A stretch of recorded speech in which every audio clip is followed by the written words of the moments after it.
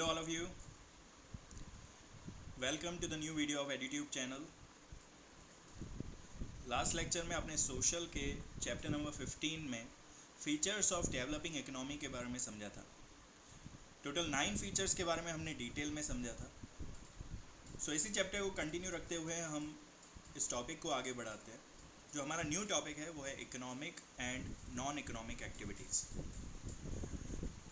जिस भी काम के लिए या अगर किसी चीज़ के लिए अगर आपको पैसे देने पड़ते हैं या आपको पैसे मिलते हैं तो उसको हम कहते हैं इकोनॉमिक एक्टिविटी। लेकिन कुछ चीज़ें जो आपको काम करने पर भी पैसे आपको नहीं मिलते तो उसको हम कहेंगे नॉन इकोनॉमिक एक्टिविटी। चलिए तो इनकी डेफिनेशंस पहले हम रीड कर लेते हैं और उसको फिर डिटेल में ज़्यादा एक्सप्लेन करेंगे। इकोनॉमिक एक्टिविटी मीन्स अर्निंग और spending of exchange of commodities और सर्विसेज। कमोडिटीज़ यानी चीज़ें, ठीक है। आपने समझिए आपके पास मोबाइल है, आपने मोबाइल बेचा, उसके बदले में आपको पैसे मिले, तो आपने एक कमोडिटी बेची जिसके बदले में आपको पैसे मिले, ठीक है। तो ये एक इकोनॉमिक एक्टिविटी हुई। Second, services.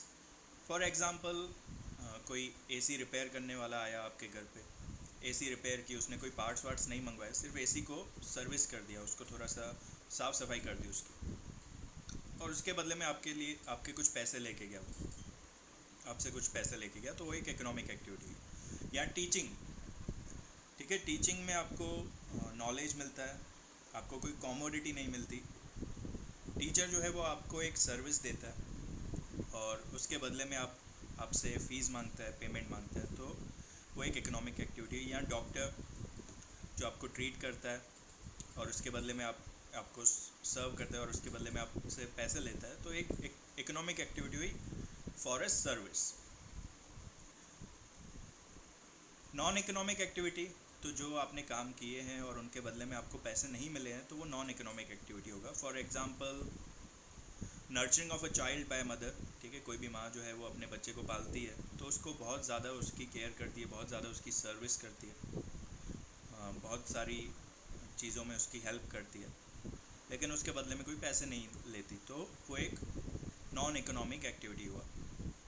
सोशल सर्विसेज, जैसे आप किसी एनजीओ में चले जाते हैं, वहाँ पे आप उनको हेल्प करते हैं, उनको काम करवाने में हेल्प करते हैं। सोशल वर्कर्स, जो आपको सपोज सोशल वर्कर आए, आपके गली को साफ़ करके चले गए, तो आपसे पैसे नहीं लेंगे, राइट। सो उनको कहा जाता है non economic activities. So I hope आपको ये दोनों जो है वो चीज़ें डिटेल में समझ में आ गई होगी। एक क्वेश्चन जो है वो difference between economic and non economic activities, बहुत ही हॉट फेवरेट क्वेश्चन है बोर्ड एग्ज़ाम्स के लिए, काफ़ी बार बोर्ड एग्ज़ाम्स में ये आ चुका है। चलिए तो नेक्स्ट टॉपिक है हमारा स्ट्रक्चर ऑफ इंडियन इकोनॉमी। देखो, किसी भी देश की इकोनॉमी जो है वो 3 चीज़ों पे, 3 सेक्टर्स पे डिपेंड करती है। Primary sector, secondary sector and service sector. चलिए तो ये अब कहोगे कि ये सेक्टर सर होते क्या हैं, तो इन सेक्टर्स को भी हम एक्सप्लेन करते हैं। प्राइमरी सेक्टर में एग्रीकल्चर रिलेटेड चीज़ें होती है। अब एग्रीकल्चर मतलब सिर्फ फार्मर नहीं, देखो फार्मर ने बहुत मेहनत करके वो एग्रीकल्चर अपने फार्म पे बहुत मेहनत करता है, खेतों में बहुत मेहनत करता है। फिर जब क्रॉप्स ग्रो होते हैं तो अकेला काट नहीं सकता, इतने बड़े खेत होते हैं। छोटा खेत हो तो चलो अकेला काट लेगा, लेकिन बहुत बड़े जब खेत होते हैं तो अकेला नहीं काट सकता, उसको मज़दूरों की ज़रूरत पड़ती है। तो वो मज़दूरों की जो इनकम है वो भी प्राइमरी सेक्टर में ही काउंट होगी। उसके बाद वो चीज़ें जो चलो उन्होंने काटी, फिर उसको साफ़ करना पड़ता है, तो वो जहाँ पे फूड प्रोसेसिंग कंपनी में जाएंगी तो वहाँ पे भी जो वर्कर्स को पैसा मिलेगा वो भी प्राइमरी सेक्टर में ही काउंट होगा। चलो फूड प्रोसेसिंग होने के बाद ये ट्रक्स में भर के मार्केट में जाएगा, तो ट्रक्स वाले की जो अर्निंग है वो भी प्राइमरी सेक्टर में ही काउंट होगी, ठीक है। तो सिर्फ ऐसा नहीं है, तो फार्म से रिलेटेड, एग्रीकल्चर से रिलेटेड जितनी भी चीज़ें होंगी, जो भी पैसा कमाएंगे, वो सब प्राइमरी सेक्टर में काउंट होगा। कैटल रेयरिंग, कैटल ब्रीडिंग, ठीक है, जानवरों को पालना, जानवरों से फिर जैसे हैन पाला, पोल्ट्री फार्म, इसमें मुर्गे मुर्गियाँ पालते हैं, उनसे अंडे लेते हैं, तो अंडों को बेचते हैं, अंडों से ही पैसे कमाते हैं, मुर्गे मुर्गियों को बेच के भी पैसे कमाते हैं, है ना। तो ये प्राइमरी सेक्टर में आ जाएगा, सब एग्रीकल्चर रिलेटेड चीज़ें हैं ये। फॉरेस्ट प्रोडक्ट्स कलेक्ट करना फिर बेचना, माइनिंग ऑफ रॉ मटेरियल, ज़मीन खोद के उसमें से जो रॉ मटेरियल मिलता है वो बेचना, ये सारी चीज़ें प्राइमरी सेक्टर में इंक्लूड होंगी। सेकेंडरी सेक्टर में क्या होता है? तो सेकेंडरी सेक्टर में आ जाती है industries, factories, construction, electricity, gas and water supply, ये सारी चीज़ें जो है वो सेकेंडरी सेक्टर में। अब ये इंडस्ट्री रिलेटेड इसको हम कहते हैं, इसमें छोटी सी छोटी चीज़ का जो मैन्युफैक्चर, जैसे पिन, ठीक है, एक छोटी पिन से लेके बड़ी बड़ी मशीनों का जो भी प्रोडक्शन है, मैन्युफैक्चरिंग है, वो सब सेकेंडरी सेक्टर में हम इंक्लूड करते हैं। अब थर्ड टॉपिक क्या है? सर्विस सेक्टर, है ना, तीन नाम थे ना, primary sector, secondary sector and service sector. तो तीसरा आ जाता है हमारा सर्विस सेक्टर। इसमें ट्रेड एंड कम्युनिकेशन जो बिजनेस है, एयरवेज है, वाटरवेज है, education, health, banking, insurance, tourism and entertainment, मतलब इन चीज़ों में आपको सर्विस मिलती है। तो ये सारी चीज़ों को हम सर्विस सेक्टर में इंक्लूड करेंगे।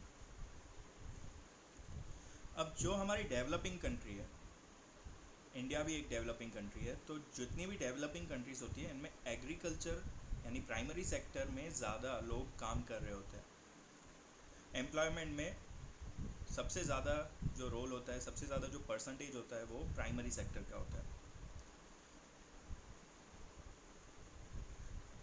लेकिन अगर ज़्यादा लोग प्राइमरी सेक्टर में हैं तो इकोनॉमिक डेवलपमेंट उतनी अच्छी नहीं हो पाती है। जितने ज़्यादा लोग सेकेंडरी सेक्टर में होंगे, इंडस्ट्रियल फील्ड में होंगे, तो उन देशों की इकोनॉमी डेवलपमेंट जो है, इकोनॉमिक डेवलपमेंट ज़्यादा अच्छी हो जाती है। ओके ओके, चलिए, तो नेक्स्ट टॉपिक है हमारा factors of production. This is also hot favourite question, बहुत बार बोर्ड एग्ज़ाम्स में ये क्वेश्चन पूछा गया। देखो, प्रोडक्शन जो होती है, चीज़ों को जो हम प्रोड्यूस करते हैं वो दो चीज़ों से करते हैं, नेचुरल रिसोर्सेज एंड लेबर। जो चीज़ें हमें मार्केट से मिलेंगी, नेचुरल चीज़ें मिलेंगी, और लेबर, ठीक है, लेबर आप समझते हो कि जो इन चीज़ों में से आपको मैन्युफैक्चरिंग करके देंगे। So different types of tool are use for production. These factors are divided into 4 parts: land, capital, labour and entrepreneurship. अब इन चारों टॉपिक्स को हम डिटेल में स्टडी करते हैं। First one is land. In normal sense, land is the upper layer of surface of the earth. But in terms of economics, land mean different type of natural resources. ठीक है, वैसे तो land मतलब क्या, तो ज़मीन का ऊपर का हिस्सा यानी लैंड, है ना। लेकिन इकोनॉमिक पॉइंट ऑफ व्यू के हिसाब से देखें तो जिस ज़मीन का यूज़ करके हमें रिसोर्सेज मिलते हैं, जैसे फॉरेस्ट, रिवर्स, फॉरेस्ट से हमें लकड़ा मिल जाता है, बहुत सारी और चीज़ें मिलती है, खाने पीने की चीज़ें मिलती है, मेडिसिन्स मिलती है। रिवर्स में से पानी मिल जाता है जो बहुत इंपॉर्टेंट है। कोई भी चीज़ आपको मैन्युफैक्चरिंग इंडस्ट्री में चले जाओगे तो आपको पानी तो चाहिए ही ना। सो रिवर्स, ये हमारा एक लैंड हो गया जो हमारे इकोनॉमिक पॉइंट ऑफ व्यू से हमें हेल्प करता है। Mountains, mineral plants present in the interior of the earth, metals etcetera. Thus land is the natural tool for production. तो ज़मीन से आपको बहुत सारी चीज़ें मिलती है, लैंड से बहुत सारी चीज़ें मिलती है जो आपको प्रोडक्शन में हेल्प करती है। चलिए, तो सेकंड है हमारा capital.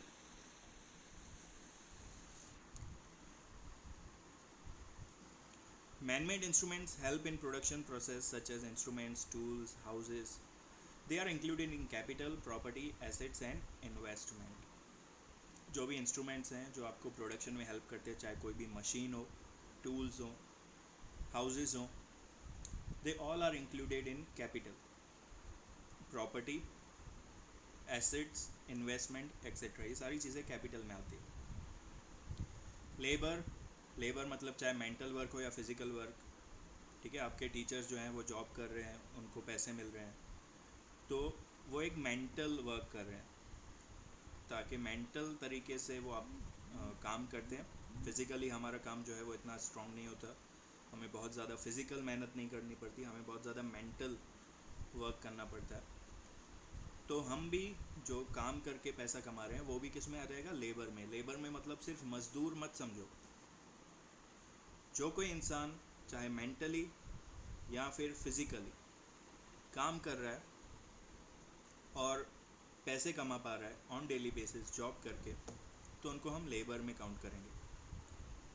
Work of farm labours, workers, teachers, doctors. Yes, doctors, आपको ऐसा लगता होगा डॉक्टर्स तो बस क्लिनिक वाले ही होते हैं ना, अपने क्लिनिक्स पे जो होते हैं, ऐसा नहीं है। बहुत सारे डॉक्टर जॉब भी करते हैं, गवर्नमेंट जॉब्स। जैसे आप सिविल में जाओगे तो जो डॉक्टर्स हैं उनकी एक फ़िक्स सैलरी होती है, तो वो एक काम कर रहे हैं, काम करके पैसा कमा रहे हैं, तो वो भी लेबर में काउंट होगा। आर्टिशंस है ना, कलाकार। सो ये सारी चीज़ों सारे जो मैंने नाम बताए, labours, workers, teachers, doctors, artisans, ये सब लेबर में काउंट हो गए।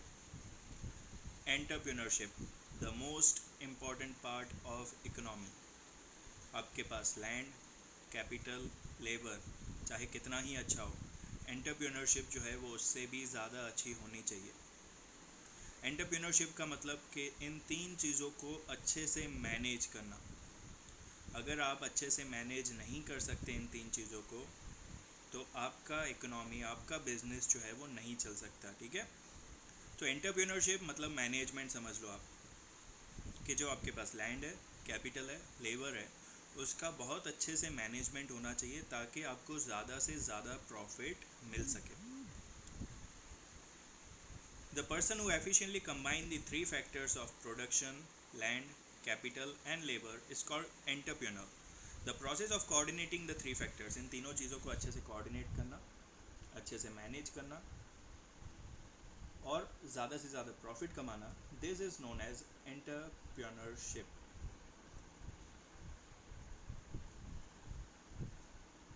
ओके, चलो तो नेक्स्ट टॉपिक में हम जाते हैं, distribution of factors of production. First point जो इसमें लिखी है, बहुत ही ज़्यादा important point, human wants are unlimited. हमारी ज़रूरतें अनलिमिटेड हैं, लेकिन रिसोर्सेज लिमिटेड हैं। ठीक है, no nation of the world has resources in unlimited quantity. सिर्फ इंडिया नहीं, कोई भी देश, दुनिया में किसी भी देश के पास रिसोर्सेज अनलिमिटेड नहीं हो सकते। कहीं ना कहीं आपको प्रोडक्शन में स्कैरसिटी, कमी पड़ेगी ही, और उसकी वजह से हर एक कंट्री जो है वो प्रॉब्लम्स फेस करता है रिसोर्सेज को मैनेज करने में। So many questions arises such as why, when and how much quantity of limited resources can be used. तो बहुत सारे क्वेश्चन दिमाग में आते हैं कि कब हमें ये रिसोर्सेज यूज़ करने चाहिए, कब हमें इन रिसोर्सेज की लिमिट क्या होनी चाहिए, कहाँ तक हम यूज़ कर सकते हैं। सो उनके भी अलग अलग कैटेगरीज हैं, उन कैटेगरीज को हम समझते हैं तो हमारे लिए ये क्वेश्चन आंसर करना इजी हो जाएगा। First topic, unlimited wants. Okay, तो अनलिमिटेड वांट्स में जैसे आपको बताया, human wants are uncountable, are unlimited. So many wants originate from one want. अगर आप एक चीज़ आपको करनी है, आपने वो चीज़ पूरी की तो उसमें से और बहुत सारी चीज़ें निकल के आती है। फॉर एग्ज़ाम्पल, एक बहुत अच्छा एग्ज़ाम्पल मैं आपको देता हूँ। सपोज़ आपके घर की फ्लोरिंग आपको अच्छी नहीं लग रही, टाइल्स बहुत पुराने ज़माने की है, आप चाहते हो कि टाइल्स जो है वो अच्छी कर लें। अब आपने टाइल्स जैसे ही चेंज करवाई, चलो 25-30 हज़ार में चेंज हो गया, आपका बजट था 25-30 हज़ार, तो टाइल्स चेंज करवाई, बहुत अच्छा लग रहा है फ्लोर। अब आपको लगने लगेगा कि यार रूम की दीवारें कितनी ख़राब लग रही है, फ्लोरिंग इतनी अच्छी लग रही है, दीवारें बहुत ख़राब लग रही है, एक नया पेंट करवाते हैं इनको। ठीक है, चलिए, तो और 25-30 हज़ार चले गए, पूरे घर को पेंट करवा दिया आपने। दूसरी वांट हो गई। अब आपने पेंट बहुत अच्छे से करवा दिया, अब आपका ध्यान जाएगा कि यार फ्लोरिंग इतनी अच्छी लग रही है, चारों दीवारें इतनी अच्छी लग रही है, लेकिन बीच में ये जो खिड़की है वो बहुत पुरानी लग रही है, यहाँ पे स्लाइडर होना चाहिए, तो एक खिड़कियाँ, दरवाजे चेंज करवाते हैं। लो, और 50 हज़ार का खर्चा आ गया, खिड़की दरवाजे चेंज करवाए।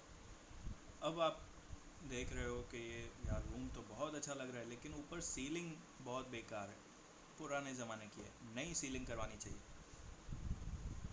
सो एक और वांट, चलो सीलिंग भी करवा ली, बहुत सब कुछ अच्छा लग रहा है। अरे यार ये टीवी कितने पुराने ज़माने की है, अरे यार ये फर्नीचर कितना गंदा लग रहा है। एक चीज़ से स्टार्ट की थी, फ्लोरिंग से, पूरा घर बदलने का, रिनोवेशन करने का आपके मन में आ गया, राइट। सो ये अनलिमिटेड वांट्स, एक वांट से आपकी वांट्स बढ़ती चली जाती है, इसको हम कहते हैं अनलिमिटेड वांट्स। बहुत सारी रिक्वायरमेंट्स तो ऐसी है जो आपको बार बार पूरी करनी पड़ती है, और बहुत सारी रिक्वायरमेंट्स ऐसी होती है जो साइंस एंड टेक्नोलॉजी की वजह से आती है। जैसे कि मोबाइल फ़ोन्स, आप अभी जो आपके हाथ में मोबाइल होगा, सपोज़ अगर नया नहीं है तो वो 1 GB रैम 2 GB रैम वाला मोबाइल होगा, बहुत अच्छे से चल रहा है आपके हाथ में, अभी भी कोई प्रॉब्लम नहीं आ रही। लेकिन अब आप सोचोगे कि यार इतने अच्छे अच्छे मोबाइल फ़ोन्स आए हैं, अब आपको नया मोबाइल फ़ोन लेना है, तो 2 GB रैम वाला लोगे? सस्ते में पड़ेगा, लोगे? नहीं लोगे। क्यों? क्योंकि आपको पता है कि अब एप्लीकेशंस बड़ी आने वाली है मार्केट में। 2 GB रैम वाला तो अब फ़ोन बहुत पुराना हो चुका है, अब आपको चाहिए 4 GB 6 GB 8 GB 12 GB RAM चाहिए। So science and technology develop होती है तो वांट्स भी डेवलप होती है। नया फ़ोन आया उसमें फेस अनलॉक है, वो वाला चाहिए, है ना। नया फ़ोन आया जिसमें PUBG बहुत अच्छे से चलनी चाहिए, तो वही वाला फ़ोन चाहिए, पुराना नहीं चलेगा। अभी 108 मेगापिक्सल वाला कैमरा का फ़ोन है तो मैं 12 मेगापिक्सल वाला क्यों लूँगा? क्यों लूँ मैं? 108 वाला चल रहा है मार्केट में आजकल। सो साइंस एंड टेक्नोलॉजी में जब डेवलपमेंट्स आती है तो भी हमारी वांट्स जो है वो बार बार चेंज होती रहती है। हर 2 साल में आपको नया मोबाइल फ़ोन लेना ही पड़ेगा। हम मोबाइल फ़ोन पे इतना डिपेंडेंट हो चुके हैं, तो हर 2 साल में ये खर्चा काउंट कर लो, ऐड कर लो अपने खर्चों में। So because of many reasons becomes unlimited, so in order to fulfill the wants one has to make selection among wants। तो इतनी सारी wants आती है तो आपको सिलेक्शन करना पड़ेगा, प्रायोरिटी रखनी पड़ेगी कि कौन सी चीज़ मुझे सबसे पहले, मेरा बजट 20,000 का ही है तो मैं क्या करूं, कौन सी चीज़ पहले कंप्लीट करूं, मोबाइल फ़ोन ले लूं या फ्लोरिंग चेंज करवाऊं, क्या ज़रूरी है आपके लिए, वो आपको प्रायोरिटाइज़ करना पड़ेगा, ठीक है। सो सेकंड पॉइंट में आपको वही दिया है कि जब इतनी सारी अनलिमिटेड वांट्स हैं आपके मन में, वांट्स का कोई खात्मा ही नहीं है, तो आपको सबसे पहले ये देखना पड़ेगा कि सबसे ज़्यादा ज़रूरी चीज़ आपकी अभी इस वक्त क्या है, उसको आपको पूरा करना चाहिए। Limited resources, factors of production mainly include natural wealth and man made wealth. All these tools are limited, so they have to be utilized judiciously। सोच समझ के यूज़ करना होगा इन रिसोर्सेज को। Distribution of tools has to be done keeping selected wants in the centre. जो आपकी ज़रूरतें हैं उसके हिसाब से आपको टूल सेलेक्ट करना होगा, मतलब नेचुरल वेल्थ या मैन मेड वेल्थ, किस चीज़ में आपको ज़्यादा ज़रूरत है वो आपको सिलेक्ट करना होगा। Alternative use of the resource, हमें पता है कि रिसोर्सेज लिमिटेड है तो हमें उनका अल्टरनेट यूसेज भी ढूंढना होगा। आपको देखना होगा कि जो आप टूल ले रहे हो आप उस टूल से क्या क्या कर सकते हो, मल्टीपल यूसेज है या नहीं उसका। So it may be said that this usage is alternative. For example if wheat is sown in a land, बाजरा मेज ग्राउंडनट और any other yield can not be cultivated, so the other usage of the land has to be stopped, है ना। मतलब अगर आपको गेहूँ उगाना है तो बाकी सारी चीज़ों को छोड़ना पड़ेगा ना, बाकी सारी चीज़ें आप नहीं उगा सकते, वो तो रिस्ट्रिक्शन आ गया, लिमिटेड हो गया। So in above mention condition distribution of factor of production in done in such a way that the satisfies to maximum possible demands. तो आप वीट ज़्यादा ग्रो करोगे, अगर बाजरा की डिमांड आ गई मार्केट में तो आपको तो हैवी लॉस होगा। सो क्या चीज़ें अभी डिमांड में हैं, क्या चीज़ें ज़रूरी हैं अभी, उनको सिलेक्ट करना बहुत इम्पोर्टेंट होता है। Okay okay methods of allotting of resources. अब ये बहुत ज़्यादा इम्पॉर्टेंट है, बहुत इम्पॉर्टेंट टॉपिक है। नॉट फॉर 2 मार्क्स, अभी जो पहले मैंने हॉट फेवरेट क्वेश्चंस बताए थे वो 2 मार्क्स में आते हैं, लेकिन ये वाला क्वेश्चन 4 मार्क्स का तगड़ा खिलाड़ी है। ठीक है, जो रिसोर्सेज अलॉटमेंट होते हैं वो मार्केट मैकेनिज़्म और सोशल सिस्टम, दो तरीके से रिसोर्सेज को सिलेक्ट किया जाता है। दोनों सिस्टम्स एक दूसरे के बहुत अपोजिट हैं। दोनों सिस्टम्स को मिला के बहुत सारे नए नए सिस्टम्स बनाए गए हैं। हर एक कंट्री इनमें से किसी एक मेथड को सिलेक्ट करती है और उसके हिसाब से अपनी इकोनॉमी चलाती है। चलिए तो हम एक एक करके दोनों को समझेंगे। पहले हम समझते हैं मार्केट सिस्टम को। Nations like America and Japan have market system. अब मार्केट सिस्टम में क्या होता है, इसको हम कैपिटलिस्ट सिस्टम भी कहते हैं। तो इसमें आपको प्रॉफिट के हिसाब से आपको रिसोर्सेज अलोकेट किए जाते हैं। लोगों का जो ध्यान है वो प्रॉफिट पे होता है। लोग उन इंडस्ट्रीज़ में इन्वेस्टमेंट ज़्यादा करते हैं जहाँ पे प्रॉफिट ज़्यादा होता है। Market is completely free in this system. Government does not have any specific economic policy or does not play any role in this method. समझो कि आज मेरी कंपनी है, मैं एक प्रोडक्ट बनाता हूँ, बहुत अच्छा प्रोडक्ट है, ऐसा प्रोडक्ट पूरे इंडिया में कहीं नहीं है। तो मैं उस वैल्यू को कहीं भी रख सकता हूँ ना, उसकी वैल्यू कि मुझे 20 रुपये में बेचना है या 100 रुपये में या 1000 रुपये में। तो ऐसी चीज़ को हम बोलते हैं मार्केट सिस्टम, कि जहाँ पे गवर्नमेंट आपको कुछ नहीं कहेगी। भाई तेरे को लगता है तेरा प्रोडक्ट 1000 में बेच सकता है, तू बेच। तुझे लगता है कि तेरा प्रोडक्ट 20 रुपये में बिकेगा तो तू 20 में बेच। गवर्नमेंट उस पर आप पे कोई रोक टोक नहीं लगाती। हाँ, बस जो आपने प्रॉफिट कमाया उसमें से थोड़ा सा इनकम टैक्स ले लेगी, वो तो हर देश में होगा, तो वो मार्केट सिस्टम में काउंट नहीं होगा। मार्केट सिस्टम में क्या देखना है कि गवर्नमेंट जो है वो आपके बिज़नेस में कोई दखल नहीं देगी, आप जैसा चाहे वैसा प्रॉफिट कमा सकते हो। Okay, so competition place a very important role in market system. चलो, अब मैंने एक प्रोडक्ट बनाया जो मैं 1000 रुपये में बेच रहा हूँ, क्योंकि मेरे जैसा प्रोडक्ट कहीं पूरी इंडिया में है ही नहीं। अब हुआ क्या, जो मेरे अंडर काम कर रहा था उसने सीख लिया मेथड बनाने का, उसने अपनी कंपनी खोल ली और वही चीज़ वो 100 रुपये में बेचने लगा। तो मेरे को क्या करना पड़ेगा, मुझे भी अपनी चीज़ 1000 से 100 रुपये पे या फिर बल्कि 90 रुपीज़ पे लानी पड़ेगी, नहीं तो मेरा सामान बिकना ही बंद हो जाएगा। तो जो कंपटीशन है वो प्रॉफिट को कंट्रोल में रखता है।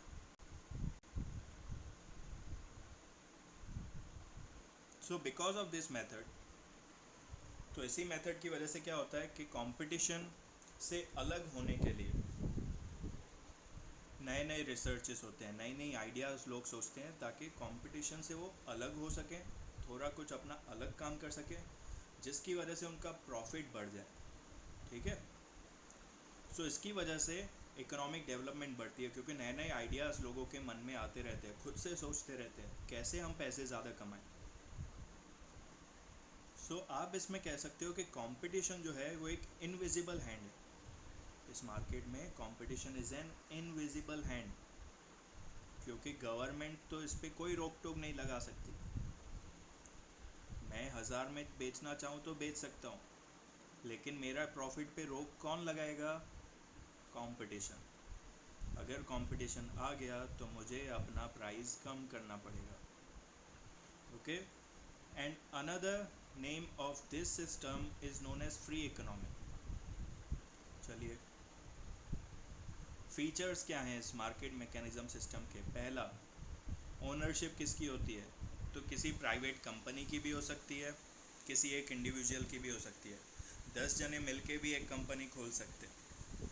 दूसरा, मार्केट सिस्टम मतलब सिर्फ प्रॉफिट, इनके दिमाग में सिर्फ प्रॉफिट होता है।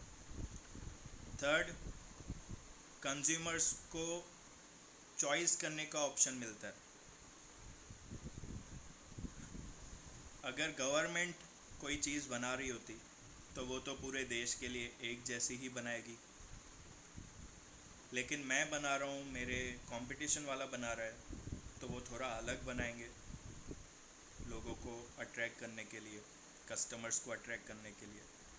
तो आपके पास ऑप्शन हो जाते हैं, वैरायटी मिल जाती है। गवर्नमेंट बिल्कुल आपको इसमें इंटरफेरेंस नहीं करती। फिफ्थ पॉइंट, प्रॉफिट के हिसाब से रिसोर्सेज, प्रॉफिट से ही वो रिसोर्सेज खरीदते बेचते हैं। Economic decisions are taken while keeping price mechanism in mind. Price mechanism को ध्यान में रखकर ही इकोनॉमिक डिसीजंस लिए जाते हैं। What is price mechanism? Again, competition ज़्यादा होगा तो प्राइस कम हो जाएगा, प्राइस कम है तो कंपटीशन कम है तो प्राइस बढ़ जाएगा। सो उसको प्राइस मैकेनिज्म कहेंगे हम, ठीक है। बेनिफिट्स क्या है इसका? तो आपको पूरा फ्रीडम है, जितने में चाहे उतने में बेच सकते हो।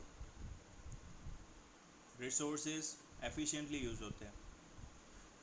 मतलब मेरे को पता है कि सपोज़ ये मैं साबुन बनाता हूँ, ये वाला, मेरे को पता है मेरी कंपनी ये ऐसे साबुन 100 बेच सकती है, तो क्या मैं 1000 बना के रखूँगा? नहीं। तो जितना भी मेरे को पता है मुझे प्रॉफिट कमाना है अगर, तो मैं 100 ही बनाऊँगा, जिससे हमारे रिसोर्सेज सही तरीके से यूज़ होते हैं। अगर आपका डिमांड ज़्यादा है, 1000 सोप्स की हो गई, तो आप 1000 की भी प्रोडक्शन कर सकते हो, प्रोडक्शन बढ़ा भी सकते हो। फिर मार्केट में इस साबुन का कंपटीशन आया, तो मैं इसका कुछ नया वैरायटी लाऊंगा, है ना। मतलब नई नई टेक्नोलॉजी, नई नई एक्सप्लोरेशन होती रहेगी बार बार, जिससे हमारी इकोनॉमिक डेवलपमेंट फास्ट होगी। अगर मुझे कंपटीशन है और मार्केट में मुझे ये साबुन बेचना है, तो मुझे इसकी क्वालिटी बेस्ट रखनी पड़ेगी, तो ही बिकेगा। तो आपको क्वालिटी का भी फ़ायदा मिलता है, ओके। अब इसके लिमिटेशंस क्या हैं? इतने सारे बेनिफिट्स तो हैं, लेकिन लिमिटेशन क्या है? तो वही प्रॉफिट सेंटर होता है, प्रॉफिट। तो अगर मुझे प्रॉफिट साबुन में ज़्यादा मिल रहा है और गेहूँ उगाने में कम मिल रहा है, तो मैं क्या करूँगा? साबुन उगाऊँगा, है ना। साबुन उगाऊँगा क्या? साबुन बनाऊँगा। सो गरीब लोगों के लिए कोई कुछ नहीं करता उन देशों में। फिर सब लोग क्या चीज़ें बनाते हैं? अमीरों के लिए चीज़ें बनाते हैं, क्योंकि अमीर आपको प्रॉफिट ज़्यादा दे सकते हैं। सो ये उसका लिमिटेशन आ जाता है, क्योंकि दिमाग में सिर्फ प्रॉफिट है, तो आप चीज़ें किसके लिए बनाओगे? रिच पीपल के लिए। गरीब लोगों से आपको क्या प्रॉफिट मिलेगा? तो इसके लिए वहाँ उन लोगों के लिए चीज़ें बहुत कम बनती है, क्योंकि इसमें गवर्नमेंट कुछ हाथ नहीं डालती। नेचुरल रिसोर्सेज का बहुत ज़्यादा वेस्ट भी होता है। कंज्यूमर्स को बहुत एक्सप्लोइटेशन भी हो सकता है, क्योंकि बहुत सारी वैरायटी होती है ना। तो वैरायटी में आपको कोई चाइना का सामान भी पकड़ा देगा, है ना। 200 रुपये वाली चीज़ 1000 में बेच देगा, तो आपका एक्सप्लोइटेशन होने के चांसेस होते हैं। क्योंकि गवर्नमेंट बेचती तो क्वालिफाइड चीज़ बेचती, सर्टिफिकेट वाली बेचती। यहाँ पे तो सबको है कि जो चाहे बेचो। तो मैं अगर बोलने में होशियार हूँ, तो मैं 200 रुपये वाली चीज़ भी आपको 1000 रुपये में बेच दूँगा, पागल बना दूँगा, उल्लू बना दूँगा। तो कंज्यूमर्स का एक्सप्लोइटेशन होता है। फोर्थ, क्योंकि ये चीज़ें प्रॉफिट बेस्ड होती है, तो गरीब लोगों को इससे फ़ायदा नहीं होता, तो इनकम जो है उसमें डिफरेंस बढ़ जाता है। अमीर बहुत अमीर होने लगते हैं, गरीब जो है वो बहुत गरीब ही रह जाते हैं। तो जो ये डिस्पैरिटी है इनकम की, वो बढ़ जाती है। There is a fear of monopoly. अगर मेरे हाथ में कुछ ऐसा चीज़ लग गया, ऐसा फार्मूला लग गया कि ये साबुन और कोई बना ही ना पाए, तो ये साबुन अभी है 4 रुपए का, मैं इसको 4000 में बेचूँ, मैं बोलूँ कि इसमें कोरोना से आपको छुटकारा मिल जाएगा, अब एक बार हाथ दो पूरे दिन में आपको कोरोना से छुटकारा मिल जाएगा,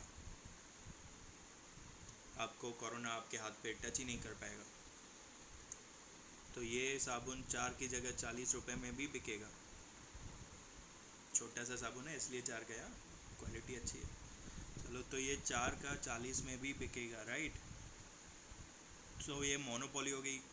कब तक 40 में बिकेगा? जब तक ऐसा कोई साबुन और कोई मार्केट में नहीं है, धड़ाम से बिकेगा 40 रुपए में। इसको बोलते हैं मोनोपोली। एक और एग्जांपल देता हूँ मोनोपोली का। सपोज़ जहाँ आप रहते हो वहाँ पे एक ही राशन की दुकान है, 5 किलोमीटर की एरिया में एक भी दुकान है ही नहीं, और तो आप उस दुकान पे जाओगे, वो शक्कर 30 रुपए की जगह अगर आपको 50 में ही बेचेगा तो आप लेके आओगे ना। क्यों? क्योंकि आसपास कोई दुकान है ही नहीं। 5 किलोमीटर दूर जाने से अच्छा तो भाई इसको 5-10 रुपए ज़्यादा दे दो, कोई बात नहीं, कोई फ़र्क नहीं पड़ता, राइट। तो इसको बोलते हैं मोनोपोली, जिसकी वजह से आपका एक्सप्लॉयटेशन होता है, यानी आपका मिसयूज़ होता है, जिसकी वजह से इकोनॉमिक इंस्टेबिलिटी आती है। सो ये उसके लिमिटेशंस हैं, बहुत सारे फ़ायदे भी हैं लेकिन लिमिटेशंस भी हैं। नेक्स्ट वीडियो में हम समझेंगे सोशलिस्ट सिस्टम एंड मार्केट और सोशलिस्ट सिस्टम का कॉम्बिनेशन, तो वो भी हम इसको डिटेल में समझेंगे। जो नेक्स्ट लेक्चर में आई थिंक ये चैप्टर कंप्लीट हो जाएगा, यस। तो नेक्स्ट वीडियो में हम इस चैप्टर को भी कंप्लीट कर लेंगे और आप इस चैप्टर के क्वेश्चन आंसर्स तब तक लर्न करना शुरू कर दीजिए। जो हॉट फेवरेट क्वेश्चन मैंने बताए हैं, कम से कम वो तो बहुत अच्छे से लर्न कर लीजिए, ठीक है। ओके, तो अगर इस वीडियो में आपको थोड़ा बहुत भी मज़ा आया, थोड़ा बहुत भी आपको कुछ समझ में आया, तो करना क्या है, बहुत सिंपल सी चीज़ है। ये नीचे लाइक का बटन दिख रहा है, उसको लाइक करो, फ्रेंड्स के साथ शेयर करो।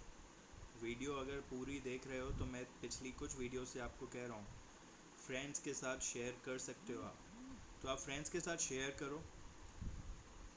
और सब्सक्राइब अगर अभी तक नहीं किया, जो अब तक सिर्फ 27 सब्सक्राइबर्स हैं मेरे चैनल पे, I don't know why, so please subscribe भी कर दो और बेल आइकन भी दबाओ, ताकि जैसे ही वीडियो अपलोड हो तो सबसे पहले आपको नोटिफिकेशन मिले।